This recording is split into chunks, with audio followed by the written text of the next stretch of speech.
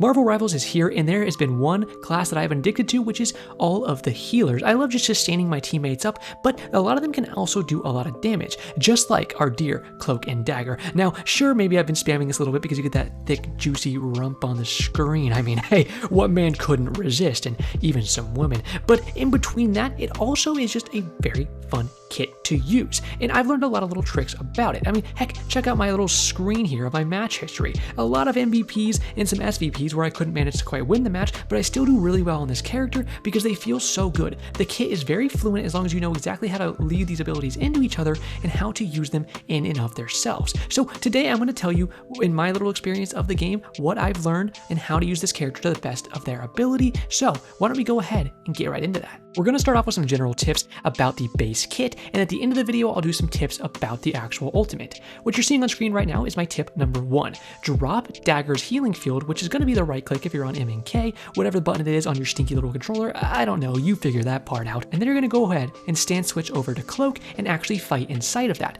This way you can actually sustain your own health, and then you can just take the enemy down at the same time with your actual damage stance, of course, being on a Cloak. But you need to make sure you're putting down that little healing field first so you can go ahead and sustain yourself up if you are especially in that 1v1 type of combat. The next tip is one that you really need to keep in mind, and that is the fact that when you actually stance switch from Dagger to Cloak and then back again, it's going to reload your weapon. I'm going to show you a little practice mode thing right here. Look at the bottom left of the screen and you can see exactly what I mean. If you use some of your Dagger ammo and then switch over to Cloak and then switch back, it completely reloads that weapon 12 out of 12. Now, of course, it doesn't go the other way because, well, Dagger has infinite ammo, so unless you're somehow reloading infinite and you just broke the laws of goddamn physics, well, congrats to you. I really want to know how you did that, and Stephen Hawking might just resurrect so he can figure it out too. But besides that, this is a very good strategy to keep in mind. A lot of times what you want to do is go ahead and throw out a bunch of heals, 12 daggers of course, switch over to your Cloak side, see what kind of aggression you can actually do, maybe immune some damage for your teammates, or use your right click just to reposition, and then switch back to Dagger really quickly. That will reload your entire ammo reserves, and then you can keep on healing your teammates. A very good thing to remember so that you're not wasting as much time using your R to actually reload, because it's kind of a waste when you can just stand switch really quick, and it's basically the same amount of time, if not a little quicker. Now, the next thing that I'm going to tell you is one that's going to mostly come with muscle memory, and one that I'm still working on myself, of course, because hey, the game just came out, and the big thing is with Cloak is you can go ahead and right click and immune yourself and all of your teammates for about a fraction of a second. Now, that is obviously very amazing, especially with strong characters such as Jeff the Sharkington right now. He can come up and bite all of your team's butt cheeks straight into the multiverse and then just chuck you off the map. No one likes that, but if you had a well-timed Cloak right click, well, you could just immune your entire team from something like that. It's a very strong ability, but you need to learn things like sound cues and visual cues, stuff like that. That's going to come with muscle memory over time. You're going to learn it, I'm going to learn it, and over time we're going to be much better at the game and actually get those right clicks down. So just do your best as you're playing the game to learn things, especially like ultimate cues. You know, like when Scarlet Witch is flying up in the sky and she starts screaming like she's having her 15th kid, although, you know, I mean, hey, I've seen all about Agatha. I know that kid is somehow he just took over somebody else's body. No, spoiler alert, don't worry about it. But the point is that you just got to learn those things so that in the future you can get better at it and know exactly when to right click and counter certain things in the game. Next up is a tip that, again, I'll take you into the practice mode so I can show you here really quickly, but essentially when you right click with Cloak, you can actually hold your spacebar or your up button, whatever that's going to be for you, your jump button, I don't know. Again, you little controller freaks, I can't do it with your little controller goblins. The point is, whatever your jump button is going to be, it can actually give you some vertical movement when you are in Cloak's actual right click there. So that's something that like I didn't know for a little bit at the beginning. I don't know why. I was just not pressing the spacebar when I was using it. I was just like, oh, well, this is an invulnerability ability. Obviously, it would be pretty strong if it had any movement with it too, but it does have some movement with it. You can actually go up, get on top of actual ledges and stuff with it, which is a very strong aspect. It only lasts about 2.5-3 seconds, but it is something to actually keep in mind, especially when you want to reposition. And I'll tell you some other things later of the best ways to use this actual movement ability, but just keep it in mind for yourself because it is a very good part of the kit. The next big thing I want to talk about is your actual healing field on Dagger. Now, you want to place that where your teammates are, of course, but you want to be proactive with it as well and place it where they're going to be shooting from, especially. So things like choke points or places where you're going to see someone like a Punisher, for instance, somebody who has a lot of good range damage. What you could do is find little choke points that he's going to be sitting at and shooting from and give him his healing field there so he can sit inside that. Especially things like corners I find are very nice because that ability is going to wrap around those corners. It's going to go through those walls, through thin doorways, things like that, through thin walls. So what you can do is find things like little corners and then put your healing field on that, and then they can kind of take those peek shots, do some damage, take some damage and heal as well, walk back, heal all the way, and then keep taking those good peek shots. So look for those good areas, those good choke points that you can find on every single map that you can throw down your healing field and have your teammates be able to fight inside of it while also still having some cover and just keeping their aggression up as long as possible. The next thing we want to talk about is the actual auto attacks on Dagger because they have some fun functionality where they can actually bounce off of walls. Now, I think this is going to be more of a higher skill thing because you have to actually think about how they are bouncing, and to be fair, they do have kind of a weird bounce, I'll tell you that much right now. I'll take it in game so I can show you guys this though. Whether it bounces off a wall and hits a teammate or an enemy, it will do the subsequent healing or damage. If it bounces off of a wall and then hits a teammate, it will still bounce to teammates in that radius and do the extra healing. If it hits a enemy, it doesn't keep bouncing after that. Also, something I've looked at is I'm pretty sure you cannot throw your damaging daggers at enemies and then have it still bounce to teammates and heal them. I'm pretty sure if you want your healing daggers to bounce, it has to go from teammate to teammate.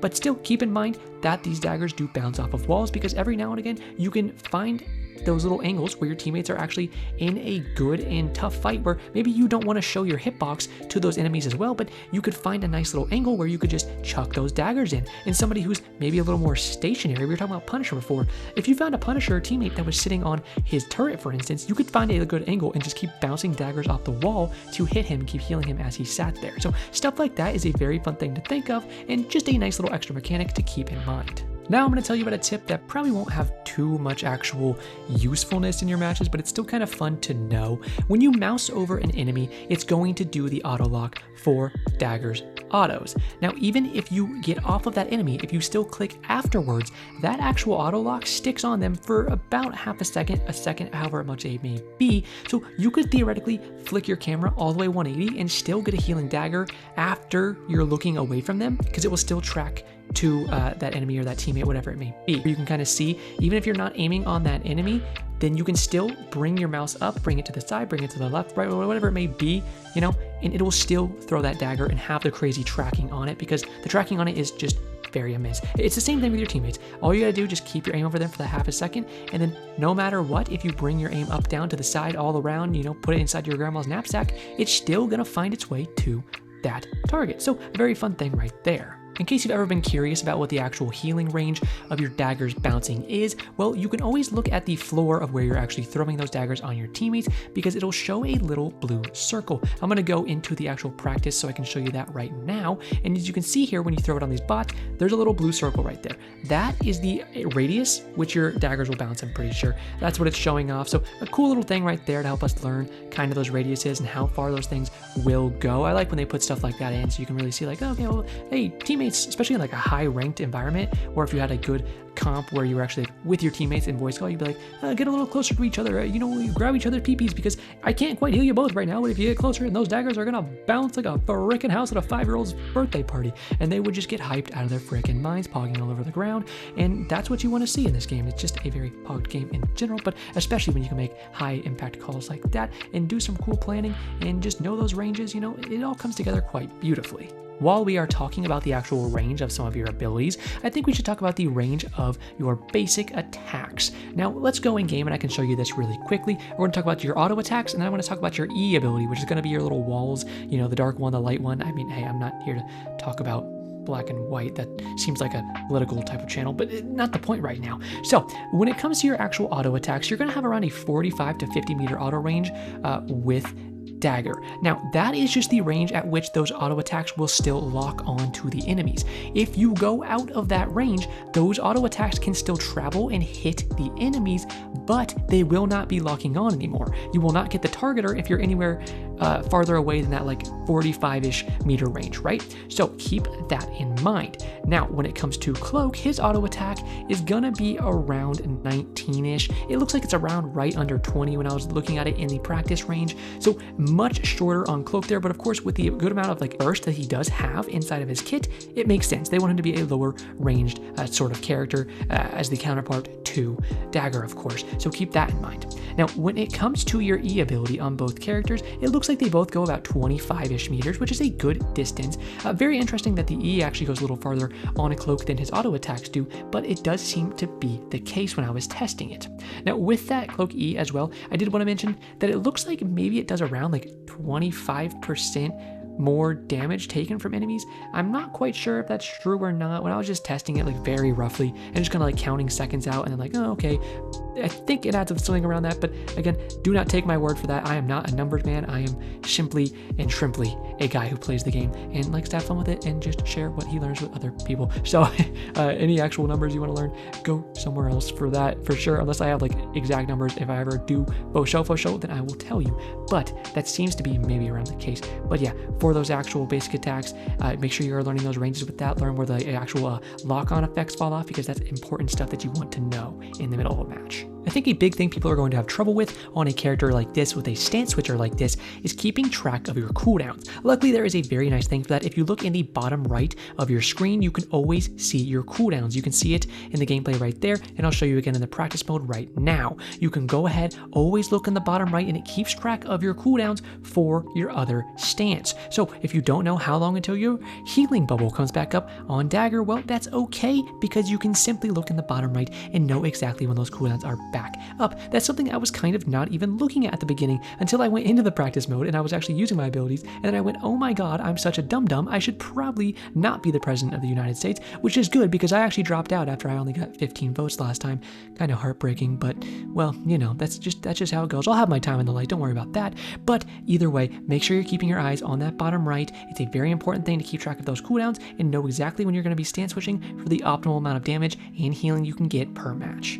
Now I have about 4 more tips that I want to share with you guys, and we're done with the general kit stuff. These are all going to be tips about the ultimate now. So the very first one is a very simple one, but it's the fact that your ult, it heals you too. So keep that in mind. Some people at the beginning, when they first use that, because it doesn't really specify it very well in the actual flavor text, don't know that the heal actually applies to yourself as well. So keep that stuff in mind. You need to be using it for aggression. Once you get out of your ultimate, you can put some good aggression down, especially combined with your right click or your healing bubble, however you want to call it, on Dagger. If you can combine that and you go into your cloak stance, then you can be very aggressive. So just keep in mind you do get healing, especially if you're in a tight spot or maybe you need to save your own life, because you can't heal your teammates if you're dead. Then go ahead, press your ultimate button, get inside there and immediately start healing. That's a good way to keep yourself with some crazy survivability and keep yourself aggressive as well, whatever the situation may call for. Now, the next thing to keep in mind about your ult is that going through enemies and teammates, of course, is going to give them that damage or healing respectively.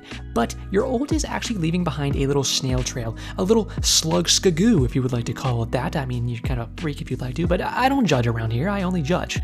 Anyways, the point is that trail is going to re-initiate, reproc, I should say, the actual damage or healing on that teammate or enemy respectively. So you want to make sure you're leaving that in good spots and keep sure that you're keeping in mind too that that does linger for a few seconds and you can walk back through it yourself. Now, after that, we also have the fact that since that trail drops below you, you can also ult from above your enemies.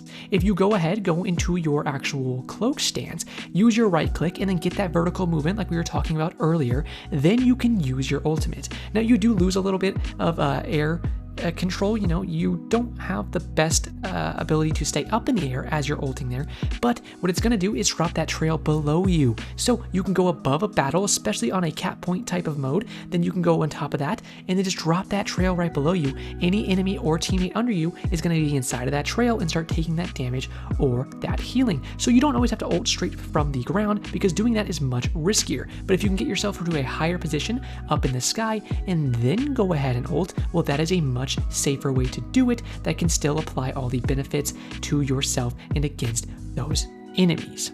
Now, last but not least, the last tip I have for you guys today is a good survivability one. As you're exiting your ult, use your actual cloak and vulnerability to go ahead and get some better positioning. Now, like I just said, there's two ways to think about this, and it depends on a lot of things, and it's whatever you're going to be able to actually get away with. If your team is going balls to the wall, slapping the enemies around like a bunch of grannies in the nursing home, and you know that you can safely go ahead and use your actual cloak verticality, right, to get up and then go ahead and use your ult and basically airdrop a bunch of mustard gas out of your disgusting little cloak and dagger ultimate onto the enemies, then go ahead and do that. If you need to play a little safer, whereas you think you need to just ult from the ground first, then you can do that. And then as you exit that ult, you can go ahead, immediately right click, get that invulnerability, go up into the sky and reposition yourself to a higher point. That's what you're looking to do.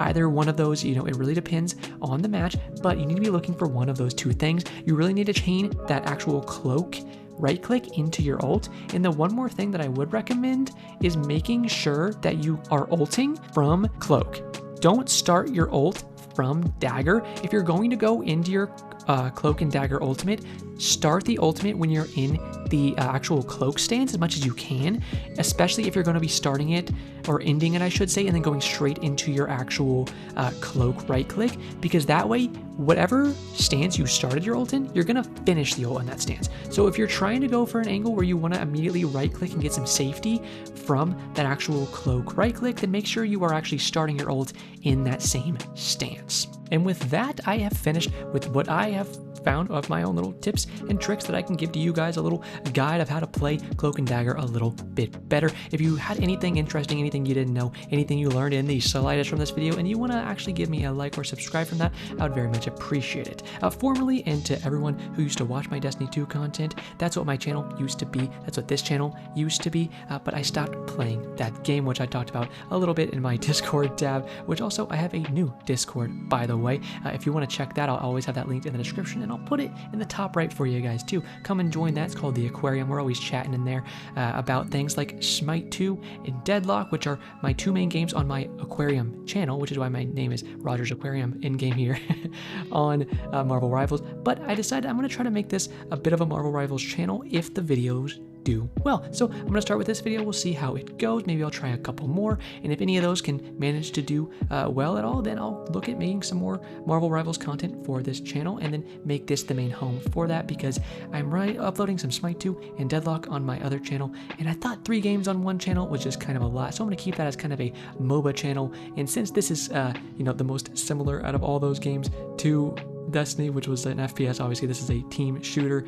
still a shooter, I guess, so we're going to keep that here, and this is going to be the home for any Marvel Rivals content that I do make. But we'll see how the future goes. I would really appreciate any kind words or just anything in the comments. I mean, hopefully kind words, keep it kind, respectful, if you could. But if you have any other tips or tricks that you want to let me know about this character, or anything that I got wrong on accident, then I would really appreciate that, because I want to make sure that I have correct information. So in case I said anything wrong, or you just have any good tips for yourself that you could help share with the rest of the community and me that I can share in the future, then I'd really appreciate that kind of stuff.